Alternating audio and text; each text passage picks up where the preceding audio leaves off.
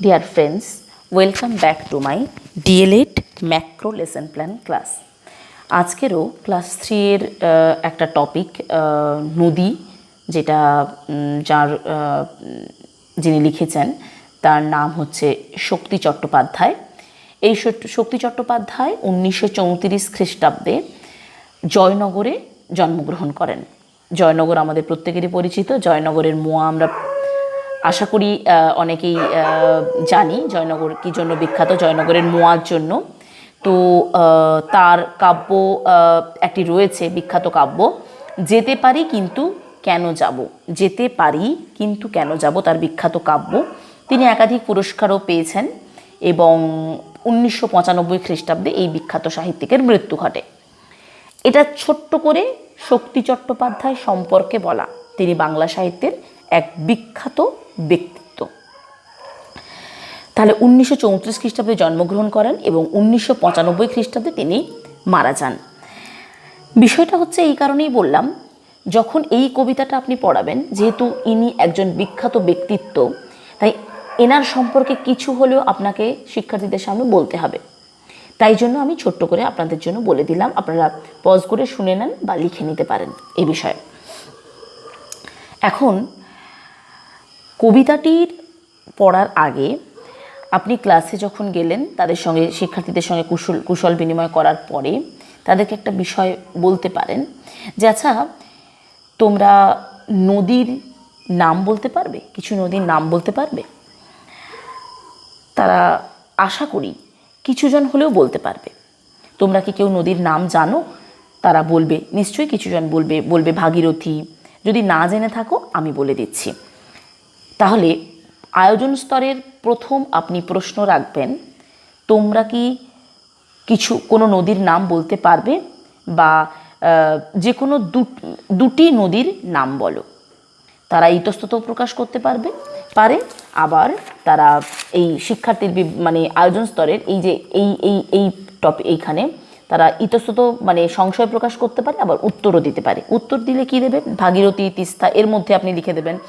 আপনি বলেও দেবেন। যদি শিক্ষার্থীরা বলতে না পারে তাহলে আপনি বলে দিলেন। কি বলবেন? ভাগীরথী, তিস্তা, সুবর্ণরেখা, দামোদর, রূপনারায়ণ, কংসাবতী, অজয়, জয় ঢাকা, তোরসা, ঠিক আছে, গোসাবা, গন্ধেশ্বরী ইত্যাদি ইত্যাদি নদীর নাম। এবং আপনি ওখানেই বলবেন যে এই নদীগুলো কোথা থেকে উৎপন্ন হয়েছে তোমরা বলতে পারবে? এই নদীগুলির সেগুলো কোথা থেকে উৎপত্তি লাভ করেছে, সেই বিষয়টা কি তোমরা বলতে পারবে? তো আচ্ছা, তো বা কোথায় এই নদীগুলো কোথায় দেখা যায়, উৎপত্তির থেকে বড় কথা এই নদীগুলো কোথায় দেখা যায় সেটা কি তোমরা বলতে পারবে? কিছুটা কয়েকটা আমি বলে দিচ্ছি। যেরকম ভাগীরথী নদীটি মুর্শিদাবাদে দেখা যায়, সুবর্ণরেখা নদীটি পশ্চিম মেদিনীপুরে দেখা যায়, ইছামতি নদীটি উত্তর 24 পরগনাতে দেখা যায়, দামোদর বর্ধমানে দেখা যায়, তিস্তা জলপাইগুড়িতে দেখা যায়। এগুলো জলপাইগুড়িতে জয় ঢাকা দেখা যায়। তারপর গোসাবা হচ্ছে দক্ষিণ 24 পরগনাতে দেখা যায়, ঠিক আছে, রূপনারায়ণ হাওড়াতে দেখা যায়। সুতরাং এই কোথায় দেখা যায় নদীগুলি, উৎপত্তি বলবেন না, বলবেন এই নদীগুলো কোথায় দেখা যায় সেই বিষয়ে কি তোমরা জানো? ঠিক আছে, শিক্ষার্থীরা বলতে পারবে না, আপনি বলে দেবেন। হয়ে গেল এটা আয়োজন স্তর। উপস্থাপন স্তরে এসে কি বলবেন? অবশ্যই উপস্থাপন স্তরে এসে আপনার এগুলো তো থাকবেই, বিষয়বস্তুতে তো থাকবেই। সেখানে লিখবেন সরব পাঠ, নীরব পাঠ, শব্দার্থ লিখন ইত্যাদি ইত্যাদি থাকবে, প্রশ্নকরণ। এখানে বলবেন এই কলামটাতে আপনি যে শিক্ষার্থীদের দলে ভাগ তো করেই নিয়েছেন, কিছু কবিতাটি পড়বেন। এখানে বলবেন যে কবিতাটি সুন্দর করে উচ্চারণ করে সে শিক্ষিকা পড়বে ছেদজ্যোতি চিহ্ন অনুযায়ী, এবং শিক্ষার্থীদের ও কিন্তু বুঝিয়ে দেবেন এবং শিক্ষার্থীদের পড়তে বলবেন, ঠিক আছে। এবং এই সময় তাদের কিছু প্রশ্ন করতে দেব আমি। কি প্রশ্ন? যেরকম একটা প্রশ্ন বলি, নদী থেকে আমরা কি কি জিনিস পাই? এটাতে বলা যেতে পারে নদী থেকে আমরা মাছ পাই, কাঁকড়া পাই, কচ্ছপ পাই ইত্যাদি পাই। আচ্ছা, নদীতে চলে এমন কয়েকটি যানবাহনের নাম লেখো। তারাও বলবে নৌকো, লঞ্চ, স্টিমার।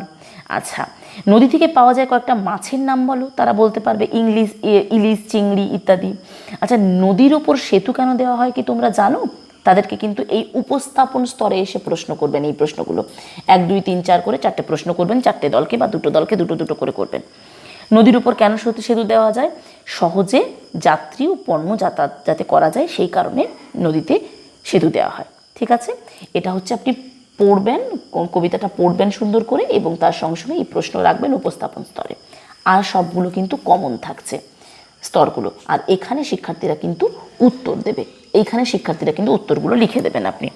হলো, এবার উপস্থাপন স্তর হয়ে গেলে মূল্যায়ন স্তর যেটা, সেটা একেবারে এখানে যা আছে একেবারে স্ক্রিনশট নিয়ে নিন, চাইলে নিয়ে নিতে পারেন, অথবা আমার প্রচুর পিডিএফ দেওয়া আছে অলরেডি, সেখান থেকে নিয়ে নিতে পারেন। মূল্যায়ন স্তরে, বাংলার মূল্যায়ন স্তরে যা আছে সেটাকে একদম কপি পেস্ট করে লিখে দেবেন। এবার আসছি, আচ্ছা, আর একটা বিষয়, এই উপস্থাপন স্তরে আপনাকে কিন্তু একটা বিষয়, আপনি যখন কবিতাটা পড়ছেন তার সঙ্গে সঙ্গে ওর সারমর্মটা বলতে হবে। কি বলবেন? কবিতাটিতে যখন পড়বেন তারপরে বলবেন যে কবিতাটিতে এখানে একটা কবিতার কথা বলা হয়েছে, এই কবিতাটিতে নদীর গতিপথ নিয়ে কবি কথা বলেছেন। কীরকম না, নদীর মানে কবির ইচ্ছে ছিল যে নদী যদি সোজা পথে বইতো তাহলে তিনি নদীর সঙ্গে জীবনভর যেতেন, জীবনভর মানে সারা জীবন। কিন্তু কবিকে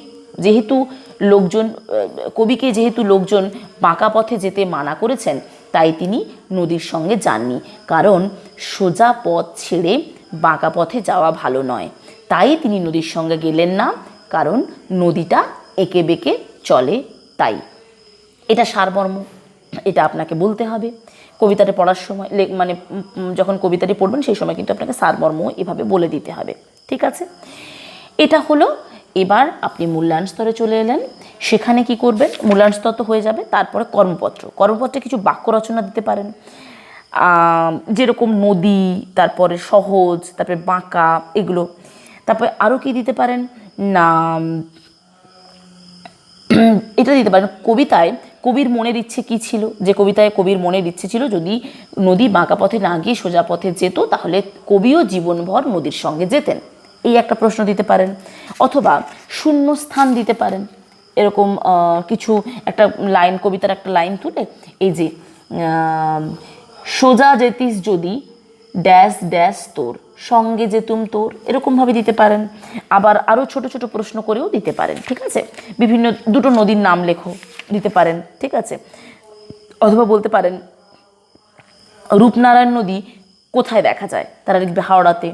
আচ্ছা, নদী কিভাবে তার চলার পথে এগিয়ে চলে? নদী কখনোই উত্তর কী হবে? নদী কখনোই সোজা পথে চলে না, চিরকালই সে এঁকে বেঁকে চলে। এগুলো বিপরীত শব্দ দিতে পারেন, সোজা বাঁকা, সহজ সোজা বাঁকা, ভালো মন্দ, সহজ কঠিন, এবং সেগুলো দিয়েও বাক্য রচনা দিতে পারেন। হয়ে গেল। এটা কর্মপত্র আপনি এইভাবে 2-1টা প্রশ্ন দিয়ে, 2-4টে প্রশ্ন দিয়ে কর্মপত্রটাও বানিয়ে ফেলবেন। আমি কিন্তু সবটাই মুখে বলে দিচ্ছি, আপনারা সেটা খাতায় লিখে নেবেন। এবার আসি